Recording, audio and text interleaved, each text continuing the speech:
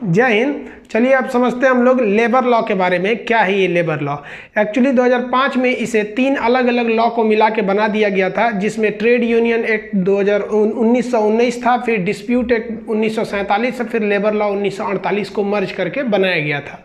और इसमें अभी हाल फिलहाल में उत्तर प्रदेश ने कुछ संशोधन किए हैं। तो आप बताइए, अगर आपको पुराना लॉ पता ही नहीं है तो आप कैसे बता सकते हैं कि संशोधन क्या हुआ है और क्या फ़र्क पड़ेंगे? तो चलिए हम लोग पहले समझते हैं कि जो पुराने लेबर लॉ क्या थे। लेबर लॉ जो होता है ना, वो समवर्ती सूची में आता है, यानी कॉन्करेंट में आता है। इसमें सेंट्रल गवर्नमेंट भी कानून बना सकती है और राज्य सरकार भी कानून बना सकती है। तो ये पहले आप समझ में आ गया, इसमें दोनों में आते हैं। ये लेबर लॉ बनाया क्यों गया? लेबर लॉ इसलिए बनाया गया, एक कानून रहना चाहिए कि लेबर और मालिक के बीच एक कानून रहना चाहिए। अगर कानून नहीं रहेगा तो ये मालिक अपनी हदें पार कर सकता है। और लेबर के पास यूनिटी होती है, मालिक तो एक ही दो रहते हैं। लेबर 1000 लेबर चढ़ के कूच देगा इसको, तब क्या होगा? तो बीच में कोई लॉ होनी चाहिए कि नहीं, जो मालिक के भी शोषण को ना होने दे और लेबर का भी शोषण ना होने दे। आप ऐसा नहीं समझेंगे कि केवल लेबर शोषण करते हैं। अगर 100 लेबर यूनियन बना के अब मान लीजिए बैठ जाए कि अनशन पे हम काम नहीं करेंगे, अब मालिक ने कॉन्ट्रैक्ट साइन किया है कि हम 2 महीने में काम करा के देंगे, एग्रीमेंट किया है, और 2 महीने में काम नहीं हुआ तो एग्रीमेंट के हिसाब से तो मालिक पे जुर्माना लगेगा, और ये 2 महीना स्ट्राइक पे बैठ जाए सब। तो ये कई रूल होते हैं जो मालिक के लिए भी जरूरी है और लेबर के लिए भी जरूरी है। तो चलिए हम समझते हैं लेबर लॉ के बारे में। तो पहले आप ये ध्यान रखिए कि लेबर लॉ में ये ज्यादा झुकाव लेबर की बेनिफिट की ओर है, क्योंकि कानून मानता है कि लेबर गरीब होते हैं, वो अपनी आवाज को ज्यादा नहीं उठा पाते हैं, और कहीं ना कहीं मालिक अमीर होने की वजह से अपनी बातों को ज्यादा पावरफुल तरीके से रख लेते हैं। इसलिए लेबर लॉ लेबर को एक एक्स्ट्रा बेनिफिट देता है। लेबर लॉ के तहत कहा गया है कि आप बंधुआ मजदूर नहीं रख सकते हैं। बंधुआ मजदूर का मतलब बॉन्डेड लेबर नहीं रख सकते हैं। पहले बंधुआ मजदूर क्या होता था कि मान लिया कोई आदमी किसी से कर्जा लिया और उस कर्जा को नहीं चुका पाया, तो तब तक वह उसके पास मजदूरी करता था जब तक वो कर्ज को चुका नहीं देता।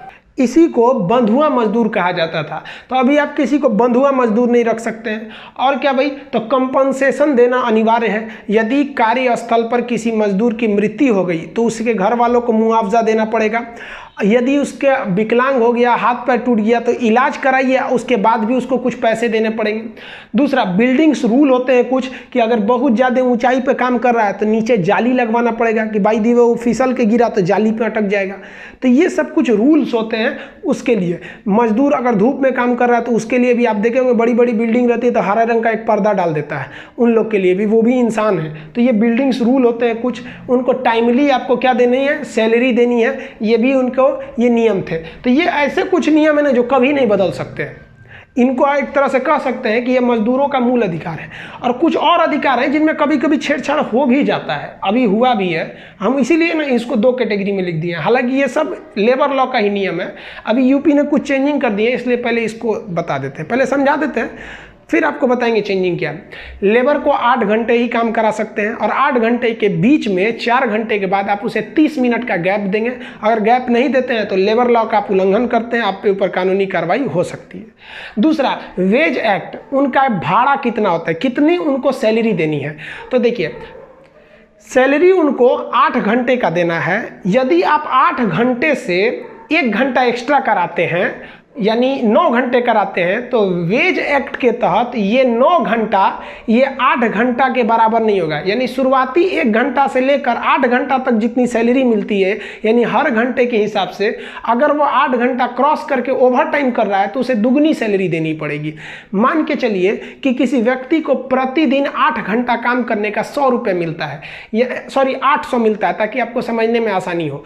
तो यानी उसे 1 घंटे का 100 रुपया, तो 8 घंटे का कितना? 800। लेकिन अगर आप चाहते हैं कि उसे 1 घंटा और कराएं तो आप उससे टाइम लिमिट से एक्स्ट्रा करा रहे हैं, तो 9 घंटा, तो लास्ट का जो 1 घंटा कराए ना, अब इसका 100 रुपया नहीं देना पड़ेगा, हालांकि बनता तो 100 रुपया है। वेज एक्ट के तहत आपको 200 देना पड़ेगा ओवर टाइम का, क्योंकि वो काम तो कर दे रहा है लेकिन वो अपने शरीर की क्षमता से अब ज़्यादा कर रहा है, तो पैसा भी ज़्यादा लेगा। तो ये वेज एक्ट था। मैटरनिटी क्या थी कि अगर कोई गर्भवती महिला है तो उससे मतलब जोखिम भरा काम नहीं करा सकते हैं। और गर्भवती जिस दिन मतलब डिलीवरी के कुछ महीने पहले और कुछ महीने बाद तक आपको क्या करने रहते थे, उसे लीव यानी छुट्टी देनी पड़ती थी और उसकी सैलरी नहीं काटनी रहती थी। और क्या था, लेबर यूनियन, हर लेबर अपना एक यूनियन बना सकता था। अगर मालिक आवाज़ नहीं सुनता था तो यूनियन में जाके उससे शिकायत कर सकते थे लोग। समझ में आ गया, ये लेबर यूनियन था। ठीक है, वर्किंग डिस्ट्रीब्यूट नहीं होना चाहिए। कभी कभी क्या है कि आप काम करने के लिए बुलाएं कुछ और काम कराने लगे कुछ। अब मान के चलिए कि किसी लेबर को बुलाएं कि चलो घर बनाना है और उसको बुला के लिए अपना पैर दबाने लगे, तो ये वर्क डिस्प्यूट भी नहीं होना चाहिए। जिस काम के लिए बुलाए हैं वही काम कराइए उनसे। बेटर वर्क प्लेस देना चाहिए, अच्छा जगह दीजिए काम करने के लिए। मान के चलिए कि आप अपने यहाँ कोई फैक्ट्री खोले हैं और उसमें उत्पादन कर रहे हैं, सफाई किसी काम की नहीं है, सुरक्षा का कोई मतलब नहीं, कहीं से तार लीक हो रहा है, कहीं कुछ, उसको बिजली मार सकता है, मलेरिया हो सकता है, तो आप उसे बेटर प्लेस देंगे। सबसे बड़ा जो नियम बनाया गया था वो कॉन्ट्रैक्ट लेबर के लिए। देखिए, लेबर दो तरह से होते हैं, एक होते हैं परमानेंट और एक होते हैं कॉन्ट्रैक्ट। जैसे कोई बिल्डिंग बन रहा है तो हमको एक मिस्त्री रखना है, तो क्या जिंदगी भर रखेंगे? अरे भाई बिल्डिंग बन गई आप जाइए। तो ये लेबर लोग जो मालिक थे उनके मन में एक डर रहता था कि ये कॉन्ट्रैक्ट वाले लेबर कहीं यूनियन बनाकर, क्योंकि नियम में यूनियन बना के कहेंगे कि नहीं तुम हमको हमेशा के लिए रखबे करो, तो दिक्कत हो जाता था। इसीलिए कंपनी वाले सोचते थे कि हम डायरेक्ट लेबर से बात ना करें, हम किसी मिडिल मैन, किसी दलाल से बात करें कि भैया हम तुमको इतना सैलरी देंगे, तुम पकड़ के लेबर को लाओ। अब इसमें लेबर को दुगना शोषण होता था। लेबर बेचारा काम करता था, बीच का दलाल कुछ पैसा मार लेता था, मालिक कुछ मार लेता था। मालिक मजबूरी में डायरेक्ट लेबर के कांटेक्ट में नहीं रहता था कि कहीं कहेगा सबकी परमानेंट रखो। भैया मालिक को भी सैलरी देनी होती है, काम कम रहेगा तो लेबर ज़्यादा कैसे रख सकता है वो।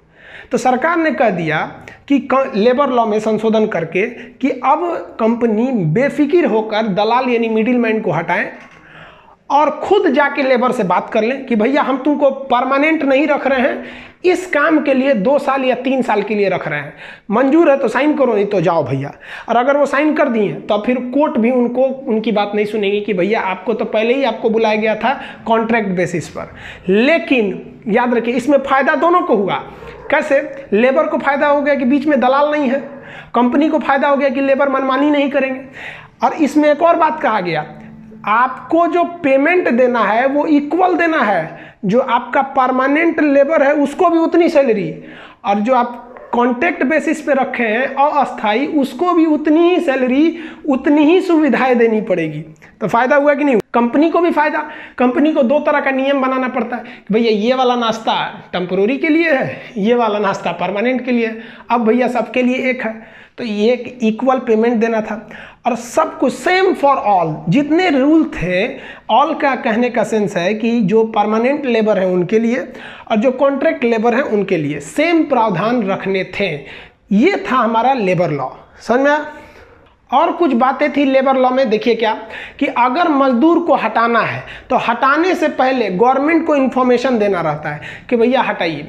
अब आप कहिएगा कि सर हमारे यहाँ तो 2 ड्राइवर था, जैसे हम ही बताते हैं, हम ही अपने ड्राइवर को हटाने से पहले बोल दिए कि भाई अब तुमको हम नहीं रखेंगे। एक्चुअली क्या करता था, हमको कोचिंग में छोड़ देता था, हम दिन भर पढ़ाते रहते थे और ससुराल में घूमने लगता था, अपनी साली सबको बैठा के घुमाता था। अब भाई गाड़ी मेरी है, नंबर मेरा, नंबर प्लेट है, और उसमें साली को घुमाएगा तो सब समझेगा सर कान सर घुमा रहे हैं, तो दिक्कत हो जाता है। हम कह रहे पगला कहीं का, तुम इधर उधर घुमाता है, हट तुम छोड़ दे। अब मानता ही नहीं था वो, और उसकी साली सब भी थी, सहाय घुमाओ गाड़ी में, दिक्कत हो गया। हम तो हटा दिए और ना ही हम गवर्नमेंट को इन्फॉर्मेशन भी नहीं दिए। तो समझिए, जिन फैक्ट्रीज में 100 से ज़्यादा कर्मचारी हैं या जिस कोचिंग में 100 से ज़्यादा कर्मचारी हैं, ये लेबर लॉ उन पर लगता है। अब हम लोग के यहाँ कितना है, 30-32 ठो यही स्टाफ है, सबको मिला के, तो हम लोग पे ये रूल नहीं लगता है। तो ये भी एक अच्छा है कि भैया बड़े कारखाना में कोई भी काम करना चाहता है जहाँ ज़्यादा लेबर हो, तो आप लेबर को हटा नहीं सकते, गवर्नमेंट को इन्फॉर्म करना पड़ेगा कि हम किस कारण से हटाना चाह रहे हैं, क्योंकि भैया हम घाटा में चल रहे हैं इसीलिए हटा रहे हैं। तो गवर्नमेंट भी कहेगी भैया घाटा में चल रहा है, लेबर लोग आप कोई और कंपनी सोचो। समझे? तो कंपनी के बारे में भी सोचना है, ऐसा नहीं कि केवल लेबर के बारे में सोचना है। पता चला कंपनी डूब गई तो फिर लेबर कहाँ जाएंगे?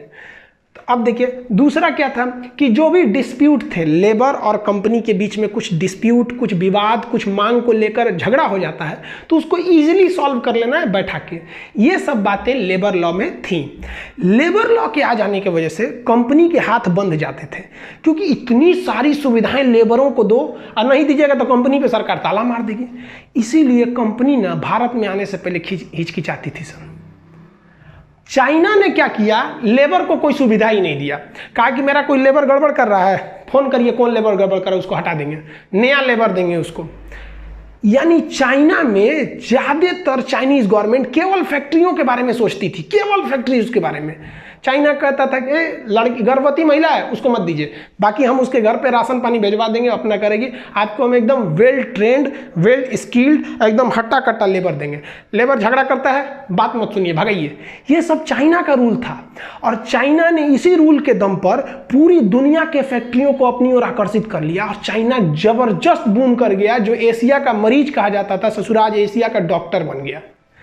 अब क्या है, अकॉर्डिंग टू सिचुएशन, जो अभी जो कोरोना का जो ये पेंडेमिक फैला हुआ है, तो इस कोरोना को देखते हुए इंडिया सोच रही है कि जो कंपनियां भाग रही हैं चाइना से उनको पकड़ के लाओ इंडिया में। तो भाई पकड़ के लाने से पहले ये सोचना पड़ेगा ना कि उस ससुरी का चाइना में गई क्यों थी, वो लेबर लॉ को कमजोर देख कर गई थी। अब भारत इसी में दिमाग लगा रहा है और इसमें भारत चाहता है कि जितनी कंपनियां हैं जो चाइना को छोड़ रही हैं वो इंडिया में आ जाए। इसमें सबसे आगे निकल गया यूपी, उत्तर प्रदेश गवर्नमेंट ने। उत्तर प्रदेश गवर्नमेंट ने कहा कि जितने भी लेबर लॉ होते हैं वो 2 प्रकार के, हार्ड रूल जो इंडिया में है, यानी इंडिया में ज्यादा वरीयता लेबर को दिया जाता है, और एक होता है फ्लेक्सिबल जो चाइना और वियतनाम में है। वहाँ लेबर को कुछ खास वैल्यू नहीं दिया जाता, भैया थोड़ा सैलरी मिल रहा है ना, बस काम करो, सैलरी लो, जाओ, ज़्यादा नौटंकी नहीं। हमारे यहाँ बहुत कुछ कानूनी अधिकार है। ये अलग बात है कि उनमें शिक्षा का अभाव है, वो अपने अधिकारों को नहीं ले पाते हैं, समझ में। तो यूपी गवर्नमेंट ने कहा कि हम 3 साल के लिए, याद रखिएगा ज़्यादा दिन के लिए नहीं, 3 साल के लिए लेबर लॉ को हम खत्म कर रहे हैं। बंधुआ मजदूर लागू रहेगा, कंपनसेशन नियम लागू रहेगा, बिल्डिंग रूल लागू रहेंगी, टाइमली पेमेंट लागू रहेगा। बाकी ये जितने अधिकार लेबरों को दिए गए हैं हम उन्हें खत्म कर देते हैं। जैसे ही इन्होंने ख़त्म किया तो भाई आप समझिए, जरा आप भी समझिए, आप लोग ना कभी कभी इमोशनल होकर सोचने लगते हैं कि लेबर की इतनी समस्या है, लेबर को ये प्रॉब्लम है। बाबू अगर फैक्ट्रीज रहेंगी ना तो लेबर की ये समस्या को हम और बेहतर ढंग से सुधार सकते हैं। इसलिए लेबर भी ज़रूरी है, साथ साथ कंपनीज भी ज़रूरी हैं। तो अकॉर्डिंग टू सिचुएशन जो लेबर लॉ में 3 साल के लिए संशोधन किया गया है, कहा गया कि भैया जो 8 घंटे की ड्यूटी है ना, ये 8 घंटे की ड्यूटी अगर कंपनी चलाएंगी तो 12 घंटे करा सकती हैं, और 12 घंटे में 4-4 घंटे का 4-4 घंटे का गैप होगा तो वो नहीं होगा। अब क्या किया गया, इसमें 12 घंटे कर दिया जाएगा और 6 घंटे पे लंच होगा। और जो ओवर टाइम का रूल है कि यानी जो 8 घंटे के बाद का समय है वो डबल सैलरी देना है, वो भी वेज एक्ट के तहत खत्म कर दिया जाएगा। 12 घंटे की सैलरी सामान्य 12 घंटे की तरह जोड़ के दे दिया जाएगा, ओवर टाइम के तहत नहीं दिया जाएगा। मैटरनिटी लीव नहीं दिया जाएगा, मातृत्व लाभ नहीं दिया जाएगा। लेबर यूनियन की कोई नहीं है, कंपनी डिस्प्यूट अपने हिसाब से समझे, वर्क प्लेस जैसा मन देना है दे, परमानेंट लेबर रखना है वैसे रखो, कॉन्ट्रैक्ट में रखना है रखो, सैलरी कम ज़्यादा जैसे, मतलब कंपनीज पे छोड़ दिया है कि भैया तुम 3 साल तक लेबर से जैसे मन वैसे रहो। एक तरह से हमारे हिसाब से देखिएगा तो ये कंपनियों को बुलाने का एक बेहतर मौका है। क्यों? क्योंकि ये नियम तो केवल 3 साल के लिए, ज़्यादातर लेबर तो अपने गाँव में है, तो उन पे साथ संशोधन हुआ या नहीं, कुछ खास इफेक्ट तो पड़ेगा नहीं। और अगर एक बार कंपनियां आ भी गई तो मान लीजिए कि 1 साल तक लेबरों को उनका अधिकार नहीं मिला, मान लीजिए 3 साल तक नहीं मिला, लेकिन 3 साल बाद जब ये कंपनियां आ जाएंगी तो भारत बहुत ही समृद्ध हो जाएगा। तो ये यूपी ने क्या किया है, अपने में संशोधन किया है। ये हालांकि इसका बहुत जगह विरोध भी हो रहा है। तो हर सिक्के के 2 पहलू होते हैं बाबू, कभी किसी चीज़ से फायदे होते हैं तो कभी किसी से घाटे होते हैं। ये परिस्थिति पर निर्भर करता है। सड़क पर गुब्बारा बेचने वाला लड़का उस गुब्बारे को बेच कर खुश हो जाता है, तो एक छोटा बच्चा उसी गुब्बारे को खरीद कर खुश हो जाता है। तो परिस्थितियाँ सबके लिए अलग अलग होती हैं। हमारे हिसाब से अकॉर्डिंग टू सिचुएशन ये सही है, क्योंकि चाइना से कंपनियां भाग रही हैं। यही मौका है चाइना को सबक सिखाने का कि देख ससुरा तू बहुत बड़ा होशियार नहीं है। आप क्या सोचते हैं, आप कमेंट करके बताइए। अगर और कोई टॉपिक पे आप वीडियो चाहते हैं तो आप कमेंट करके बताइएगा, आगे हम उसको बना देंगे वीडियो।